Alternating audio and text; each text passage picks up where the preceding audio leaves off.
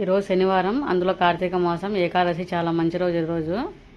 నేను ఎప్పటి నుంచో వెంకటేశ్వర స్వామికి పిండి దీపాలు అయితే పెట్టాలని అనుకున్నాను. 2 పిండి దీపాలు. వేరుచిన వ్రతం అయితే మనకు తెలియదు కాబట్టి స్వామివారికి వారం వారం 2 పిండి దీపాలు పెట్టి పూజ చేసుకోవాలని అయితే అనుకున్నాను. కానీ శ్రావణ మాసంలో అనుకున్నా కుదరలేదు, ఇబ్బందుల వల్ల. దసరా నవరాత్రులలో అనుకున్నా కుదరలేదు. ఇప్పటికైతే కుదిరింది. తెల్లవారుజామున అయితే లేచి నేనైతే అన్నింట్లో రెడీ చేసుకొని నేను రెడీ అయిపోయి ఇల్లు శుభ్రం చేసుకొని స్వామికి ఒక పక్క నైవేద్యం చేసుకుంటూ బయట దీపాలు అయితే పెట్టేసి ఇంట్లో పూజకి అయితే రెడీ చేసి పెట్టినాను. పిండి ప్రమిదలు అయితే దేవుడికి అయితేను సక్సెస్ఫుల్గా మంచిగా చేసి పెట్టేసాను నేనైతేను. పిండి దీపాలు ఫస్ట్ టైం కదా చేయడం నేనైతే. అంటే గోధుమ పిండితో చేసి చెప్పిన శివాలయంతో పెడతా అన్నాము మా పెళ్లి కాకముందు. బియ్యం పిండితో అయితే ఎప్పుడు దీపాలు అయితే చేయలేదు. ఫస్ట్ టైం స్వామికి చేయాలని నాకైతే అనిపించింది. ఇప్పటికైతే కుదిరింది.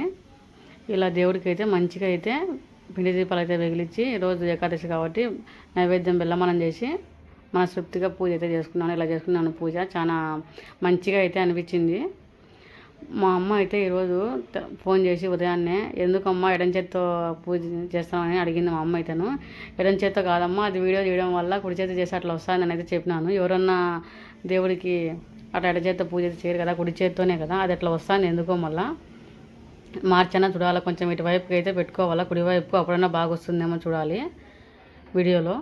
దేవునికి అయితే ఈరోజు మనస్ఫూర్తిగా అయితే ఈ విధంగా పిండి దీపాలు అయితే పెట్టుకొని మంచిగా అయితే చేసుకున్నాను నేనైతేను. చాలా హ్యాపీగా అయితే అనిపించింది కదా, ఎందుకంటే చాలా రోజుల నుంచి అయితే అనుకున్నాను నేనైతే చేసుకోవాలని. ఇప్పటికైతే కుదిరింది.